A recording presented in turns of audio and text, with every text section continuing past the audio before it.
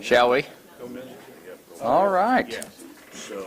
We'll go ahead and get this party started. Go ahead and call to order the August 18th APC public hearing. First item on the agenda is the roll call. Mr. Burns? Thank you. Jackson Bogan. Present. Larry Leverance. Present. Carlos Snodgrass. Gary Schroeder. Present. Jerry Reynolds. Present. Greg Jones. Present. Bob Metzger. Present. Diana Looper. Present. Vicki Pearl. Present. Michelle Dennis. Present. Tom Murtaugh. Present. Terry Brown. Present. Tracy Brown. Tracy Brown. Jason Tippecanoe. Present. Lisa Dolan. Here. Kathy Parker. Present. Jody Hamilton. Here. Quorum present. Thank you, sir. And with that, we'd like to welcome our newest member, Jody Hamilton. Much better to have her here than Rolland. I wish you were here to hear that. Thank you. No, welcome. And briefing session. Mr. Hiddle? Thank you, Mr. Bogan. There's one continued case, that's S-5016 Tippecanoe Mall Minor Subdivision Number 6. They did not get their revised sketch plan filed in time, so they'll need to be continued to the September 1st, 2021 Executive Committee meeting. One other note, as regards rezoning case Z-2836 from Joseph Bauer, he has amended his request. The original request was to rezone R2 to R3. He is now requesting R2 to R3U. Otherwise, everything is ready to go as scheduled. Thank you very much. The approval of the minutes. I move to approve the minutes from the July 21st, 2021 meeting as submitted. I second. We have a motion and a second. All in favor? Aye. Aye. Opposed? That carries. New business. I move to hear and approve Resolution 21-03, an amendment to the APC bylaw. I second. Kathy? So this APC bylaws amendment would do two things. First of all, it would replace all of our existing subdivision forms with brand new forms that are more uniform. Don Lamb is the person in our office who spent a great deal of time putting this all together, and he did a great job. One thing that this will do is all of these forms are now fillable PDF documents, so you can edit, save it, and print it for submission. So that's the first thing this does. And I believe all of the forms are included in your packet if you really want to delve into that. The second thing is changing the deadline on rezone commitments. So currently, if a petitioner comes to APC and requests a continuance of their case so that they can add a rezone commitment to the case, they actually have less than 24 hours to get that filed with us, which is a little ridiculous. We'd like to change that to 2 weeks before the next meeting. So those are the two items. Any questions? Any questions from the commission members? Is there anyone wishing to speak on this?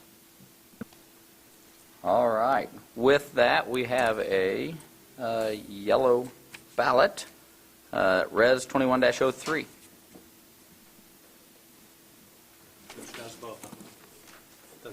Yes, they're both under the same resolution. Thank you.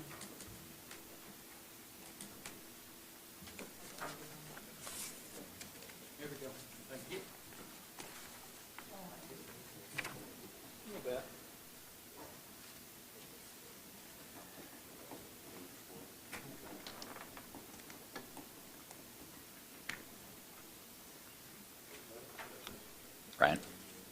Ryan. Here's a few more.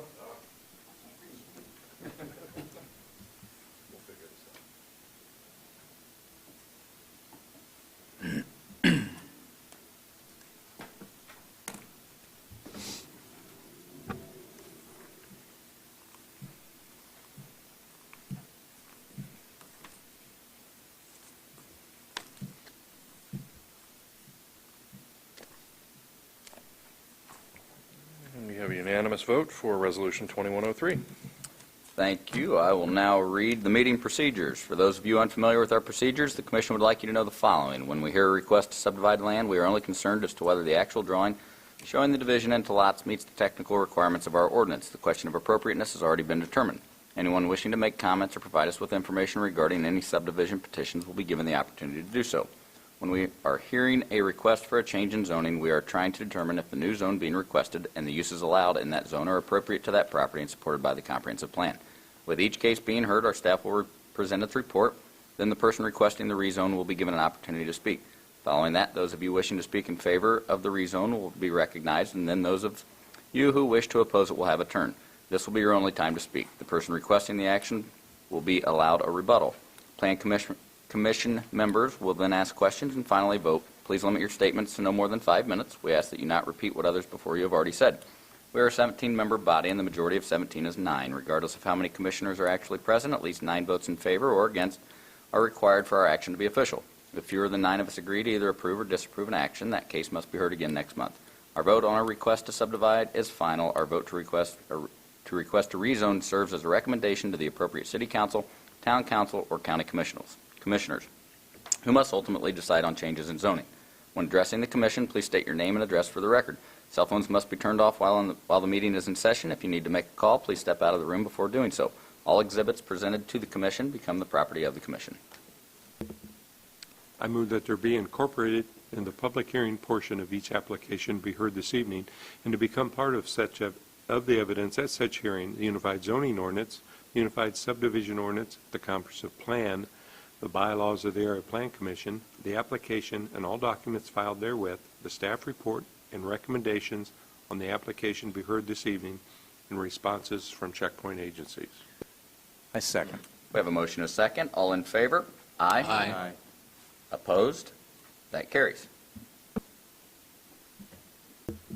I move that S 5016 Tippecanoe Mall Minor Subdivision Number 6 Minor Sketch be continued to the September 1st, 2021 Executive Committee meeting. I second. We have a motion and a second. All in favor? Aye. Aye. Opposed? That carries. Ordinance amendments. I move to hear and vote on UZO Amendment Number 102. I second. Welcome back. Thank you.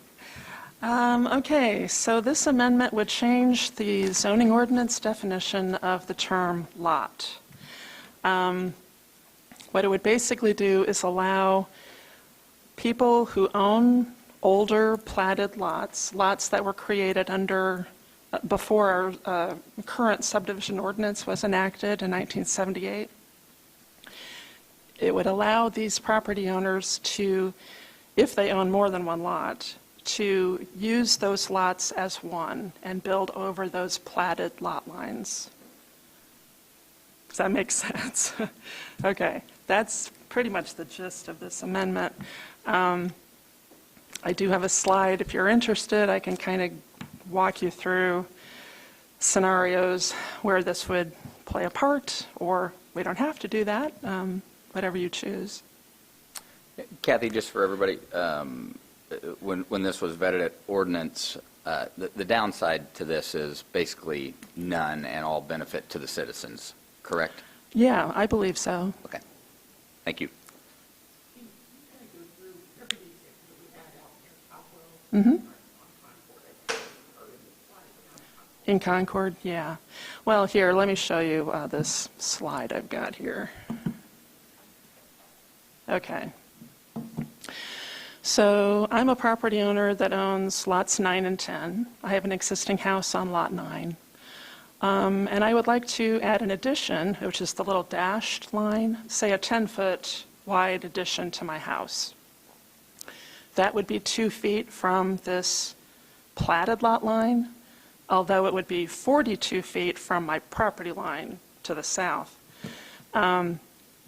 This would require a variance, even though it's not harming anyone. I'm 42 feet from my nearest neighbor, but because I'm going to be 2 feet to that platted lot line, I would need a variance. Also, if I wanted to build a detached garage where that dashed line is by the alley, say that's the only good spot for a garage on this property, that would require a replat or a vacation of those 2 lots. So with this amendment, you wouldn't need to do that. You wouldn't need to replat, you wouldn't need a variance. So Kathy, what happens if, this person did build that, that addition, and they are now 2 feet from that lot line, and then they wanted to sell that lot? Good question, Tom. In this case, because these lots are substandard, they couldn't build another house on this lot 10 without a slew of variances. Okay. And we have several of those in different areas because of the old size of the lots that used to be, correct? And so this will Correct. clean up a lot of that. Perfect. Right.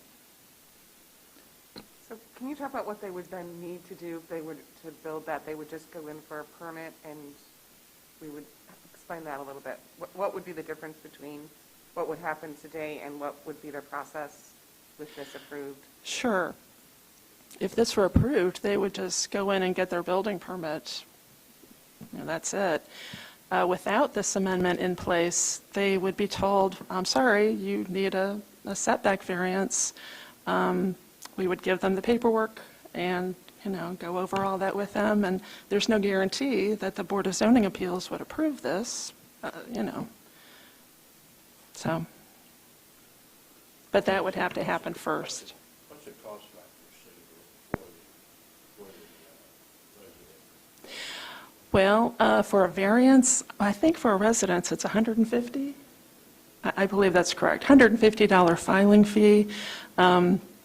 They also have to place legal ads in the newspapers, which is going to be around $100 to $150, post a sign, send out notices to all surrounding property owners, and it would take a month. They have to file a month in advance of the Board of Zoning Appeals meeting, so time and money. And you only can work with this ownership, you have to own both lots? Correct.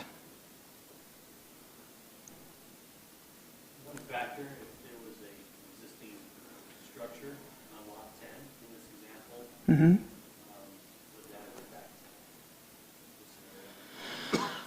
Not necessarily. If, for example, the house is on Lot 9 and there was a detached garage entirely on Lot 10, as long as it was the same property owner that owned both lots, that's using the lot as one anyway, Or 2 homes adjacent? If there were 2 houses, yeah, well, that throws it out the window. Throws it out the window like you cannot do it. Yeah, because Okay, you can yep. only have one house per lot. Yep, thank you. One other thing, if I remember correctly, Lafayette does not have that rule. They've already exempted that a long time ago, so they're, Lafayette's definition is, as long as the lots are used as one, yeah, and it's any worked, lots. and it's worked well. They haven't seen any problems with that. They haven't come to the AOs and want to change that regulation, so yeah. Thank you very much. Any other questions? Sure. Any comments from the crowd? Okay, we've got UZO Amendment number 102.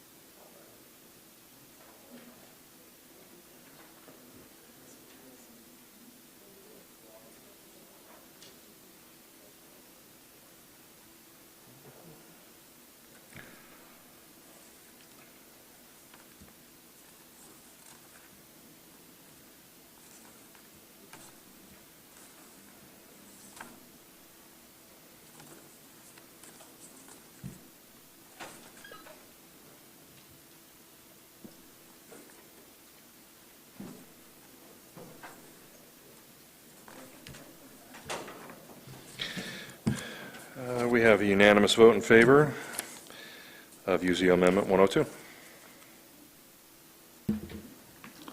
Thank you. I Thank move- you, sir. I move to hear and approve Z 2836, Joseph Bauer II, R2 to R3U. I second. Mr. O'Gara. All right. Okay, this property is located in the Perrin historic neighborhood in Lafayette. As you can see from the zoning map, we have quite a mix of different residential zones and some non-residential zones further north of the property. This area is all been zoned R2 from a long ago rezone. And those zones were put in place before the U districts were created in 1998.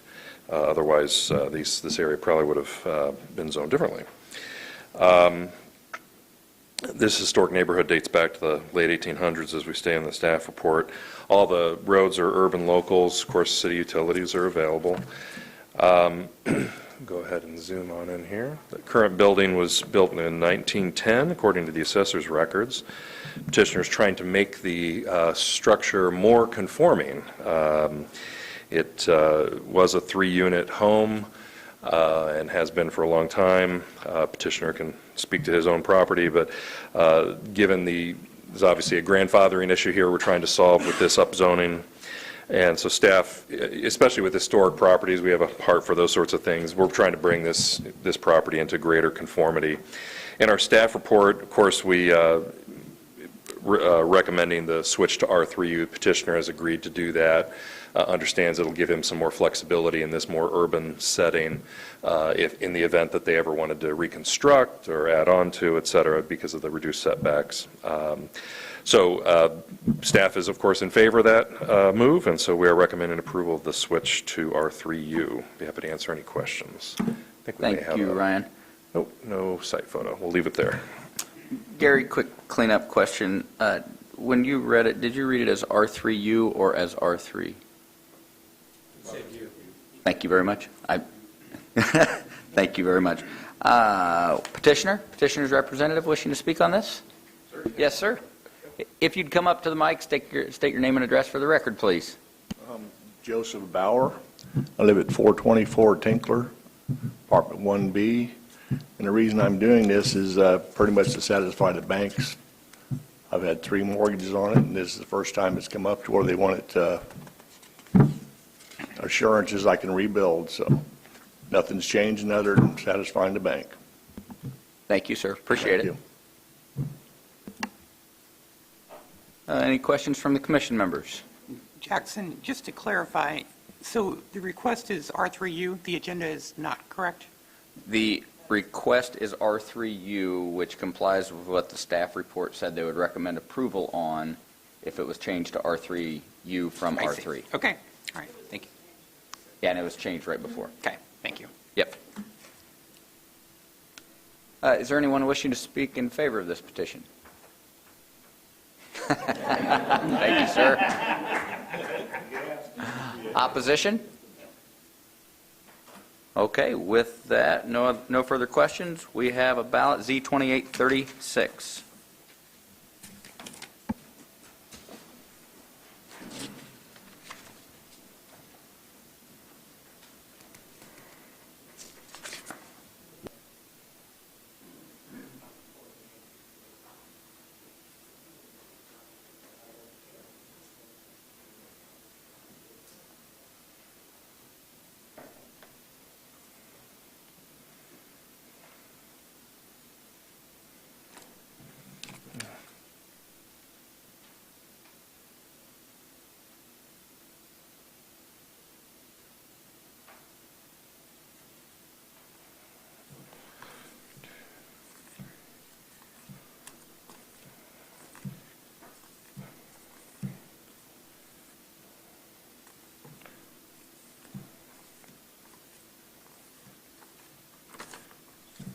Okay, we have a unanimous ballot in favor of Z2836. Thank you, Ryan. Administrative matters. Doesn't look like we have any. Approval of the September Executive Committee agenda. I move that the following request for subdivision be placed on the September 1st, 2021 Area Plan Commission Executive Committee agenda at petitioner's request. placement thereon being without reference to compliance or noncompliance with the subdivision ordinance.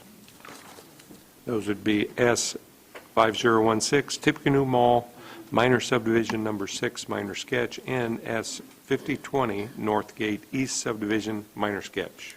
I second. We have a motion and a second. All in favor? Aye. Opposed? That carries. Determination of variances. I move the following request for variance from the Unified Zoning Ordinance is not a request for use variance prohibited from consideration by ordinance and statute. That'd be BZA 2061, Quick Trip Corporation. I second. We have a motion and a second. All in favor? Aye. Aye. Opposed? That carries. And now we have Kathy, if you... Not been informed of any specific issues with the record report. Well, Kathy, do we have a slide? If you would, before we get to that piece.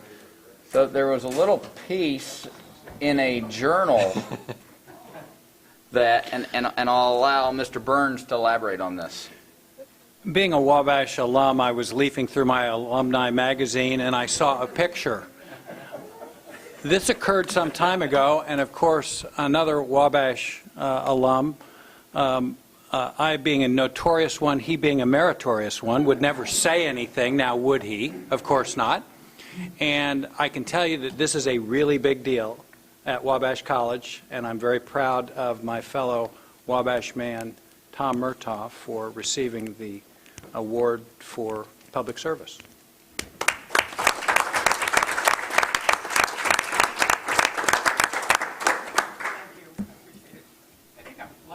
Yes, you are. Yes, you are. Well done, sir. Director's report. Thank you, President Bogan. We sent out the director's report earlier, and would be happy to answer any questions you might have. There's been some personnel moves. China, who usually sits right up here and takes notes, decided she'd rather be at home with her newborn baby than spend the day with us. So she's gotten a job that allows for that, and so we are looking to replace her soon. We also have an intern, Michael Thompson, who is being moved to a full-time position, replacing Maureen McNamara, who was promoted up from within. So a couple personnel changes, and that's about it. Thank you, sir. Citizens' comments, grievances? Great to hear all those.